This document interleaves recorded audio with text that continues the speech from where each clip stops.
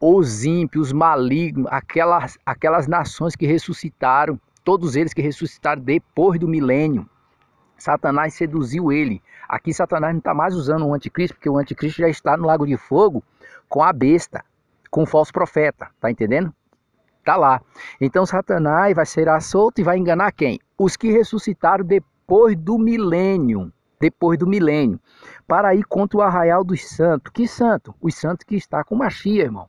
Por quê? Olha o que diz. O diabo que o enganava foi lançado no lago de fogo, que arde com enxofre, onde já havia sido lançada a besta e o falso profeta. E eles serão atormentados de dia e noite para todo sempre. Notou? Então João vê aqui a noiva do Cordeiro, que é a cidade, a Nova Jerusalém, descendo do céu. Descendo do céu. Olha o versículo de número 11. Depois eu vi um grande trono branco, aquele que estava sentado, a terra e o céu fugia da sua presença, e não encontrou lugar para ele. Vi também mortos grandes e pequenos, em pé diante do trono. Livro foi aberto, outro livro foi aberto, o livro da vida. Os mortos foram julgados de acordo com o que tinha feito, segundo o que estava registrado em seus livros. O mar entregou seus mortos que nele havia. A morte e o Hades entregaram os mortos que nele havia. Cada um foi julgado de acordo com o que tinha feito. Então a morte e o Hades foram lançados no lago de fogo. O lago de fogo é a segunda morte. E aqueles cujo nome não foram encontrados no livro da vida foram lançados no lago de fogo. Tá vendo? Então, depois dos 1000 anos, Satanás seduz as nações para ir contra o arraial do santo. Tá entendendo? Fogo vai descer do céu, da parte do Criador, e vai consumir o Satanás, vai consumir todas as nações que já tinham seus corpos glorificados. Já tinham seus corpos. Por isso que Daniel escreve, no capítulo 12, uns ressuscita para a vida eterna, outros ressuscita para a vergonha e desprezo eterno. Daniel 12. Versículo 1 em diante, vocês vão ver isso aí. Uns ressuscitam para a vida eterna e outros ressuscitarão para a vergonha e desprezo eterno. Qual é essa vergonha e desprezo eterno? É a ressurreição, que eles ressuscitam depois do milênio e vai querer guerrear. Satanás seduz ele, induz ele, o próprio anjo caído, seduz eles, que já teve seus corpos transformados, para ir contra os santos. E vai acontecer que fogo desce do céu, e consome. A Nova Jerusalém desce do céu, tá entendendo? E olha o que diz, então vi novo céu e nova terra. Opa, novo céu e nova terra. Por quê? Essa terra vai ser restaurada, aí se cumpre Atos 3, 21. O céu vai conter ele lá até o tempo da restauração de tudo, então vai ser restaurada essa terra. Essa terra vai ser restaurada, ela vai ser destruída, como diz lá em 2 Pedro 3,10, ela vai ser destruída, como diz em Malaquias capítulo 4, versículo 1, ela vai ser destruída. Como diz em Apocalipse capítulo 11, vai ser destruído. Como diz em Isaías capítulo 6, versículo 11, 12, 13. Tá entendendo? Que a cidade vai ficar sem habitante, não vai existir ninguém, nem a semente vai existir, só vai ficar só o tronco. Só o tronco. Ô glória! Então, meus irmãos, deixa eu falar uma coisa para vocês. Isso é a vinda do Machia. A vinda do Machia não vai ser. Por que que ele diz que a vinda dele será à meia-noite, aí vem o esposo? A meia-noite é um horário indefinido. A meia-noite é um horário indefinido. Segundo, a meia-noite está dizendo que todo olho verá. Por que que todo olho verá? Porque é óbvio, irmão. É óbvio que todo olho vai ver. Imagina a terra inteira sendo destruída, como é que a pessoa não vai acordar? Como é que a pessoa não vai pular da cama? Como é que a pessoa não vai sair com o que vai acontecer no mundo? Então por isso que todo olho verá. Agora, se não fosse nesse terremoto, o camarada que está dormindo vai ver o quê?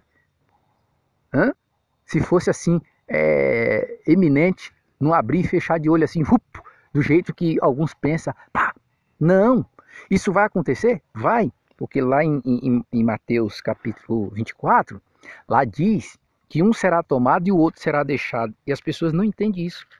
Quem vai ser deixado ali, um será tomado e outro será deixado, ali são as mesmas pessoas Carne e sangue não pode herdar o reino do Criador. Então um será tomado, o homem espiritual. A carne fica. A carne fica, você pode dizer, eu não aceito isso. Irmão, o problema é seu. Você tem todo o direito de dizer que não aceita, mas está na Bíblia. Carne e sangue não pode herdar o reino do Criador. Paulo diz, eu nesse corpo estou longe do Criador, já quero me despedir desse corpo e estar com ele, com o rei. Porque eu nesse tabernáculo, eu nessa carne, eu nesse corpo, estou longe dele. Eu já quero estar com ele, eu quero me despir e revestir da minha habitação celestial. Paulo diz isso. Se não me falha a memória, 2 Coríntios capítulo 5. O que é que a gente vê lá em Eclesiastes capítulo 12, versículo 7? O pó, que é a carne, volte à terra como era, mas o espírito volte ao Criador que o deu. Então, um será tomado, Mateus capítulo 24, versículo 40, um será tomado, duas mulheres estarão no moinho. Uma será tomada, a outra será deixada. Então agora, imagina aí, você na sua casa, todo mundo serve o Criador, todo mundo fiel, todo mundo se esforça para ser correto. Aí se fosse um arrebatamento eminente assim, né? Do jeito que eles pensam. Aí ia só o esposo e a esposa ficava com os filhos. Tem lógica isso? Não. Agora, quando diz dois está no moinho, está falando da mesma pessoa, o espiritual e o carnal. Quem vai ficar é a carne. O espírito fica para se revestir da habitação celestial. Tá entendendo? Tá entendendo? Dois homens estarão no campo, um será tomado e o outro será deixado. Dois homens é o quê? É a mesma pessoa. Dois. O homem é formado de dois. O ser humano é formado de dois. Aleluia. O ser humano é formado de dois. Entendeu? De dois, não de três. O homem é formado de dois. De dois. Você entendeu? O homem é formado de dois. Se a ciência dizer que o homem é formado de três, ele está mentindo. O homem é formado de dois. Entendeu? O que a gente recebeu foi o espírito da parte do Criador. Mas o homem é formado de dois. Então o que é que a gente entende? A gente entende que um será tomado e o outro será deixado. Quem vai ser deixado? A carne, a matéria. A matéria não herdará o reino do Criador. Você entendeu? Então, meus irmãos, a vinda, aqui você está ouvindo toda a verdade. Por isso que eu falo, irmão. Esses canais grandes aí, eu não vou criticar eles. Esses canais grandes, de propaganda, de um monte de coisa que tem no YouTube aí, eles não vão falar isso, não. Eles não vão falar isso. E se eles verem esse áudio aqui, eles vão dizer que é heresia, que eu estou inventando coisa.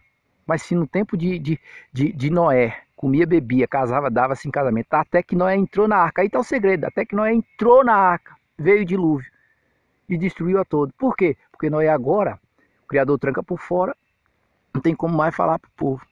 E o que vai acontecer nos tempos de Ló? Até que Ló saiu de Sodoma e Gomorra, vem fogo, destrói. E os tempos do Machia, como o Machia diz, assim será também a vinda do Filho do Homem, do mesmo jeito, a destruição. Por quê? Porque o Machia deixa bem claro em Mateus capítulo 28. Eis que estou convosco todos os dias, até a consumação do século. Ninguém entende isso, são poucos que entendem isso. Eis que estou convosco todos os dias, até a consumação do século. Eu estou com vocês todos os dias, até a consumação do século. Por isso que em Daniel capítulo 9, versículo 27, e ele, né, fará uma aliança firme com os líderes por uma semana. Ele quem? O anticristo, o antimachia. Né? Na metade da semana dará fim ao sacrifício e à oferta de grão. Né? E sobre a ocorrência de coisa detestável, sobre as asas da abominação, virá o assolador. Isso até o fim.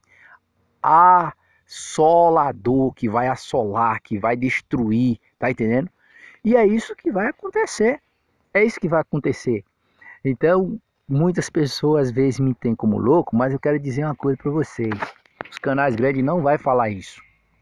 Eles não vão falar isso porque ele está preocupado com like, ele está preocupado com os canais dele sendo monetizados, ele está preocupado com todas essas coisas. Eu não estou preocupado com isso porque o Eterno me deu fôlego de vida e me deu sabedoria. Eu tenho profissão de laminador e modelador na área de fiber, entendeu? E trabalho como também